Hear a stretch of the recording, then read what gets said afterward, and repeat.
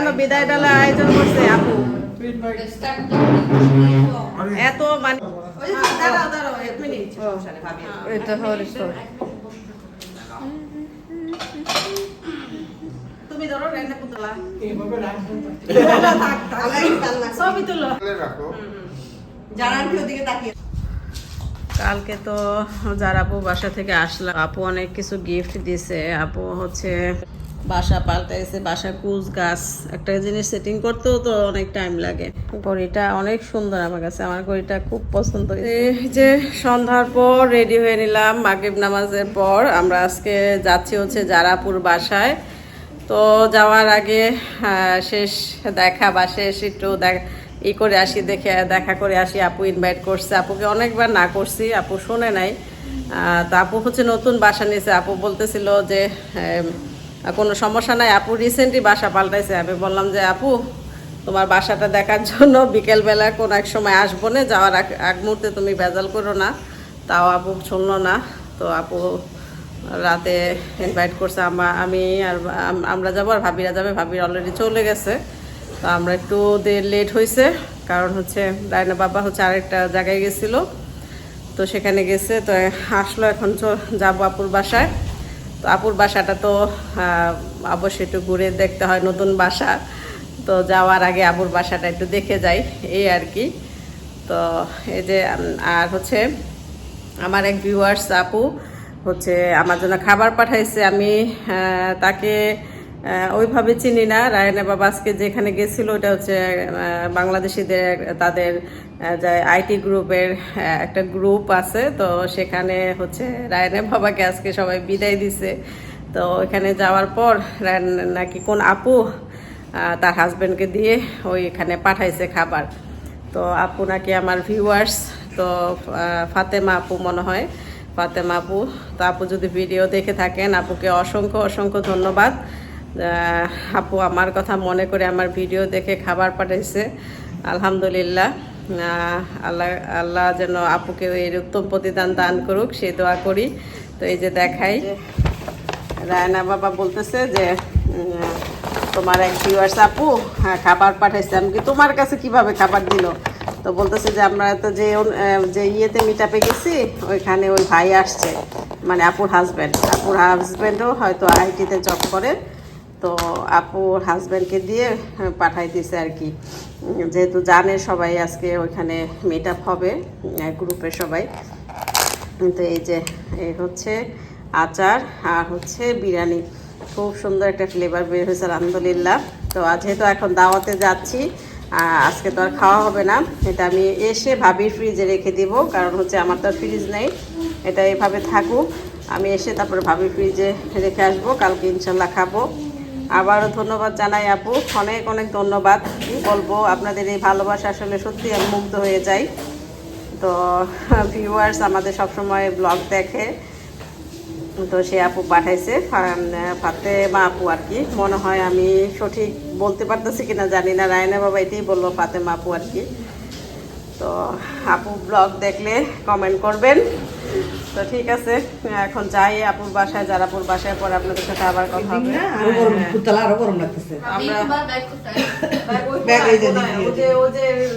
ঢুকতেই কোনায় এটা দেখো, আমরা হচ্ছে আপুর বাসায় চলে আসছি। বলো কিছুতে বাদ হইলে আমি বেড়ে দেই। আগে যে একটা প্লেট সাজাবো, তো অনেক কিছু আল্লাহ, আমি আপু না করছিলাম যে আপু আমরা বিকালে আসবো না, আমি দুপুরে তোমার ভর্তা টর্তা খাওয়া, বিকালে তুমি আমি আর ইয়ে করে বাসা পাল্টাইছে আমার সাথেই, আপু বাসা পাল্টাইছে। এরপরে হইলো কি অবস্থা, আমি না করলাম যে আপু এত আয়োজন ভাবি কালকে আচ্ছা আপনি বলেন যদি না করতে পারি তাইলে আল্লাহ, তারপরে তুমি তো এটা তো আছে, এইজন্যই তো করছো, এইজন্যই তো আসছে। আমি আর তো আসা হইব না, আপুর বাসাটা একটু নতুন বাসাটা দেখা যায়। একজনে যাওয়ার টিকিট দিবেন, একজন আসার টিকিট দিবেন। আল্লাহ দোয়া করবেন যেন আল্লাহ দুই টিকিট দিতে পারি। দোয়া করেন যে আপনাকে শুদ্ধা আমি বাংলাদেশে নিয়ে যেতে পারি, আমার নিয়ে আল্লাহ সেই তৌফিক দেয়। ইনশাআল্লাহ ইনশাআল্লাহ। এই আপাতত যাই প্রতি মাসে বছরই যায়। সেটাই এটাই তো আমি চিন্তা আপনার করছি, প্রতি আমার- বছরেই আমার বাসায় বেড়াইতে পারবো। ইনশাআল্লাহ, আমি সেটাই চিন্তা যারা করছি পুরো এখন। হয়েছে, হ্যাঁ, নিজে ভাবি একবার হ্যাঁ, চিন্তা যাক করছি। যাক না যাক। ভাবি আমি এরকম চিন্তা করছি, আমি একবার একা যাবো, আপু হ্যাঁ। আপু তুমি চলো। হ্যাঁ। রাশিদা ভাবির বাসা তো ঢাকায় হ্যাঁ, থাকবে, সেটাই। ইনশাআল্লাহ আমরা ওখানে থাকবো। জানি না। যখনই হোক আল্লাহ বুঝছি যদি না, রাখে, তো তো হয়তো ইনশাআল্লাহ সেটাই হোক। ইনশাআল্লাহ টাকার কথা শিওর না। ইনশাআল্লাহ, যেখানেই হোক সেটাই। কথা নেই। বেড়ায় বেড়ায় খুব সুন্দর করে আয়া পড়বা। সুন্দর ইয়ে করা যাবে সেটাই। খুবই সুন্দর হয়েছে, খুবই সুন্দর হয়েছে। এটা কি এটা ও আচ্ছা, হ্যাঁ যাক তাহলে এটার মধ্যে দুনিয়া বিজেপি রেখে দিতে পারবো। স্টোর রুম সুন্দর হয়েছে অনেক, টাকা বিজেপি। এটা একটা ওয়াশরুম। তো আপুর বাসায় তো গিয়ে আমরা হচ্ছে তিনজনে, ভাবি তো অনেক আগেই চলে গেছে, আমি একটু লেট করে গেছি যেহেতু রায়নে বাবা আরেক জায়গায় গেছিল। তো আমরা কিন্তু তিনজনেই দেখেন রান্নাঘরে কত কথা বলতেছিলাম, আর আপুর সাথে একটু এমনি হেল্প করতেছিলাম খাবারটা বাড়ার কাজে। আপু সারাদিন অনেক কষ্ট করছে। তো আমরা এরকমই সবসময় কেউ কারো বাসায় গেলে আমরা মানে রান্না করেই চলে যাই, যার যতটুকু সম্ভব পারি হেল্প করার চেষ্টা করি। তো এই আর কি। আর রাফি ভাই হচ্ছে ঘুরিয়ে দেখাচ্ছিল বাসাটা, যেহেতু আমার আর দেখা হবে না এই বাসাটা। তো আমার উদ্দেশ্য করেই কিন্তু আপু আজকে এই আয়োজনটা করেছে, এত কষ্টের মাঝেও। যেহেতু আপু রিসেন্টলি বাসাটা নিচে পাল্টাইছে আর কি, আগের বাসা থেকে এই বাসায় আসছে, 1 সপ্তাহ হয় নাই। জাস্ট যেহেতু আমি চলে যাব, আমার হাতে সময় নেই, আপু তাড়াহুড়া করে একটু ঘরটা কোনো রকম গুছিয়ে এই আয়োজনটা করেছে। আমি আপুকে বারবারই না করছিলাম যে আপু জাস্ট বিকেলবেলা একটু আসবো, চা নাস্তা করো, একটু তোমার বাসাটা দেখে গেলাম, আবার কবে আসি না আসি। তো আপুর আম্মা এখানে থাকে, আপুর আম্মার কাছ থেকেও একটু বিদায় নিব, সেই ইয়েতে আর কি আসা। তো রাফি ভাই ঘুরে ঘুরে দেখাচ্ছিল সামনের স্পেসটা অনেক সুন্দর। তারপরে পিছনে আর কি বাসার পিছনে একটা জায়গা আছে, তো রান্নাঘরের ওদিক দিয়ে দরজা আছে, ওই জায়গাটাও খুব সুন্দর। তো ওরকম করে তো আর গোছানো হয় নাই, মাত্র 1 সপ্তাহ হয় নাই আপু ওই বাসায় আসছে। তো আপু হচ্ছে পিছনের বাসার পিছনের জায়গাটা যখন দেখাচ্ছিল, আপু বলতেছিল যে রাশিদ আপু চিন্তা করছিলাম যে সবাই আমরা এখানে বারবিকিউ করব, তো তুমি থাকবে না আর কেমনি কি। তো যখনই আপু এই কথাটা বলতেছিল, আপুর গলার কণ্ঠস্বরটা ভারী হয়ে আসছিল। তো আসলে আপু হচ্ছে এমন একটা মানুষ, মানে আপু একটু শক্ত প্রকারের মানুষ। আপু হচ্ছে ভিতরে যদি কষ্ট ফেটেও যায়, আপু এটা প্রকাশ করতে পারে না। তো এটা আমরা জানি, আমরা এতদিন আপুর সাথে মিশে সেটা বুঝি। তো ওটা বলার সময় আপুর গলার কণ্ঠটা ভারী হয়ে আসতেছিল। তো আমারও অনেক খারাপ লাগছে আসলে। সত্যি তো এখন তো আর আমি থাকবো না। কোনো আয়োজন হলে, কোনো কিছু হলে আমরা তো সব সময় তিনজন একসাথে থাকতাম, একসাথে সব কিছু করতাম। তো আমাদের এই একসাথে হওয়াটা আর হবে না।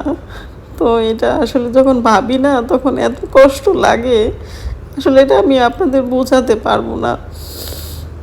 তো যখন আপু বলতেছিল, তখন আপুর খারাপ লাগতেছিল। তো বলতেছে যে আমরা কত প্ল্যান করে রাখছিলাম, আর কি হলো। তো আসলে আপু সব সময় বলতো যে রাশিদ আপু, আমার আয়ানের বিয়ের সময় কিন্তু তুমি সব করবা, রান্না বান্না থেকে শুরু করে তোমাকে কিন্তু আমি 1 সপ্তাহের জন্য নিয়ে আসবো। আমি বলতাম যে হ্যাঁ আপু, আমরা সবাই চলে আসবো, তুমি কোনো টেনশন করো না, তোমার কিচ্ছু করতে হবে না। তো এই আর কি, যে আপু একটা সুন্দর থালা সাজিয়েছে। তো এই তো আমরা চলে আসবো সবার উদ্দেশ্য করে একটু স্পেশাল ফিল করার জন্য, 3 ভাইয়ের জন্যই আর কি। 3 ভাই তো আর কবে একসাথে হয়, তো কেউ তো আর জানে না, সব কিছু আল্লাহ ভালো জানে। তো আপুর খাবারগুলি সত্যি এত মজা হয়েছিল। তো ওই যে আমি এখন আসলে সত্যি ওরকম করে খেতেও পারি না, আমি হচ্ছে 2 বেলা খাই। এই আপুর বাসার খাবার খাওয়ার জন্য আমি সারাদিন না খেয়েছিলাম। সেই সকালে খাইছি, কারণ দুপুরে যদি আমি কিছু খাই, আপুর বাসায় গিয়ে আর কিছুই খেতে পারবো না। তো আপুর প্রত্যেকটা খাবার খুব মজা হয়েছিল। আমি আবার আপুকে বললাম যে আপু তুমি এটা কী করছো, এত আয়োজন মানুষ করে। আপু বলতেছে যে এটা কিছুই না, তোমার জন্য আরও অনেক কিছু করার প্ল্যান ছিল। আপু বলতেছিল যে তোমাকে কি আর পাবো, তো এটুকু যদি না করি তাহলে আর কি। তো আপু এই কথাগুলো বলার সময় আপু অনেক মানে গলা ভার হয়ে আসতেছিল। আপু আলুর চপ করছে, বুটের ডাল দিয়ে যে মাংস রান্না করছে, গরুর মাংস রেজালা করছে, আস্ত মুরগির রোস্ট, আবার আলাদা চিকেন রোস্ট, সবজি, চপ, অনেক কিছু করছে। তো আমি বলতেছিলাম যে আপু জাস্ট তুমি একটু পোলাও বা একটু মাংস রান্না করতে, আমরা এটাই তো যথেষ্ট ছিল। আপু বললো যে অন্য টাইম মানে বাসা পাল্টানোর কাজ না থাকলে তো আমি তো আরও অনেক কিছু করতাম, আমার অনেক কিছু প্ল্যান ছিল। তো এই আর কি। তো আসলে আপু তোমাদের এই ভালোবাসা সব সময় মনে থাকবে। তো রাফি ভাই, যারা আপুর আম্মা আছে, বোন আছে, তাদের সবার জন্য আমার মন থেকে দোয়া রইল। সবাইকে যেন আল্লাহ ভালো রাখেন। ভাবি, শৌকত ভাই, বাচ্চারা সবাই, ভাবির ফ্যামিলি নিয়ে যেন ভাবি মালয়েশিয়ায় ভালো থাকেন। তোমরা দুইজন যেন সবসময় মিলেমিশে থাকতে পারো সেই দোয়া করি। তো আসলে আমি বাংলাদেশে গেলে না, আসলে ভাবির ব্লগ বলেও, জারাপুর ব্লগ বলেন, পরে আমি দেখতে পারবো কি না জানি না।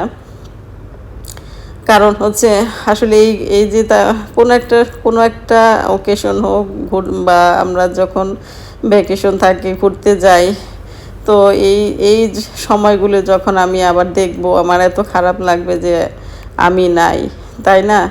তো ওদিন সে বৃষ্টি আপু ফোন দিছিল।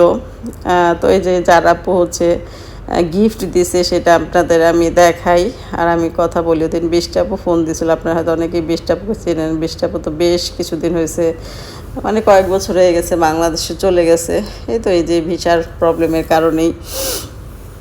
তো আপু বলতেছিল যে তুমি রাশিদ আপু, তোমার তো এখন কিছুই খারাপ লাগতেছে না, তুমি দেশে আসলে বুঝবা তোমার কেমন খারাপ লাগে। তো সেটা তো আমি হারে উপলব্ধি করতে পারতেছি।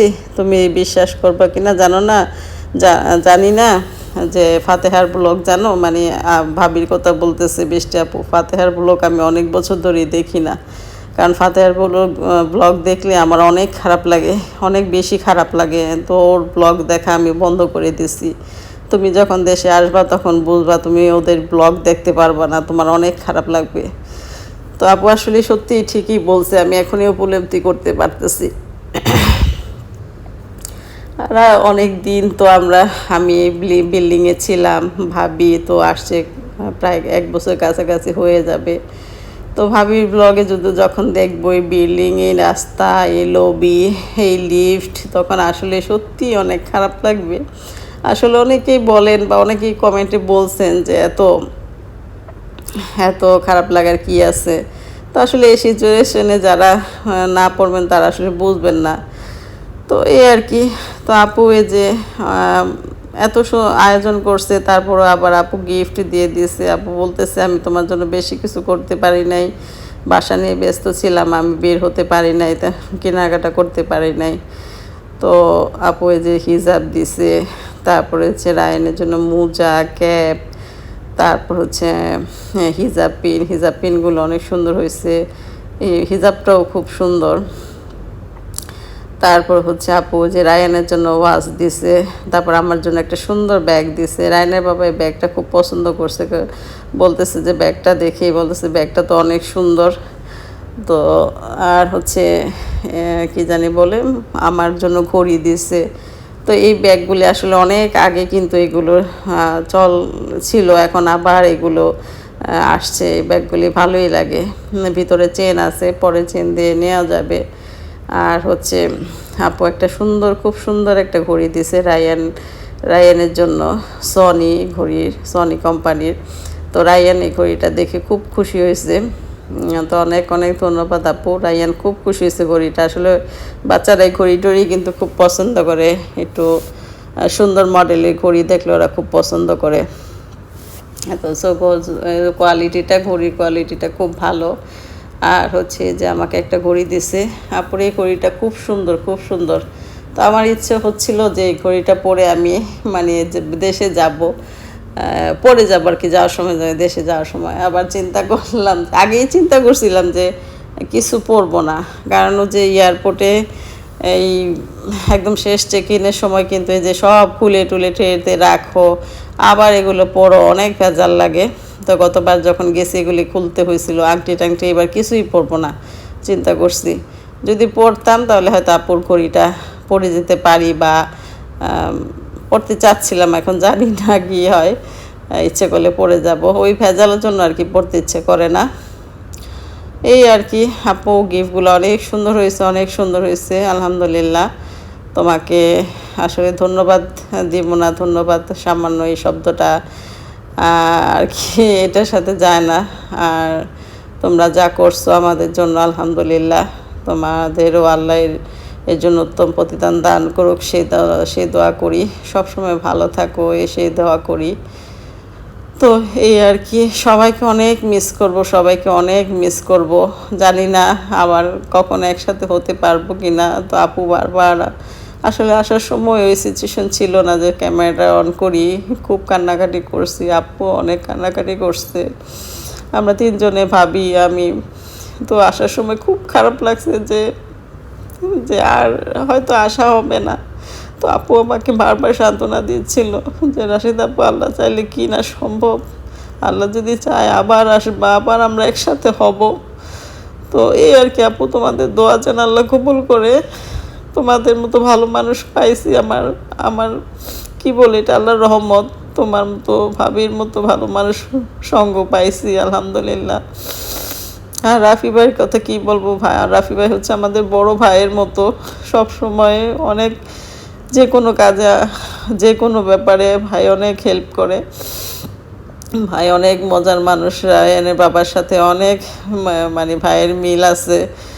তো এই আর কি, তো তোমাদের সবার জন্য দোয়া রইল। তুমি, ভাবি, তোমরা দুইজনে সবসময় যেন মিলেমিশে থাকতে পারো, সেই দোয়া করি। আর আমাদের জন্য দোয়া করো, আল্লাহ চাইলে হয়তো আবার দেখা হতে পারে। এই তো ঠিক আছে, আজকে এখানেই বিদায় নিই। সবাই ভালো থাকবেন, আল্লাহ হাফেজ।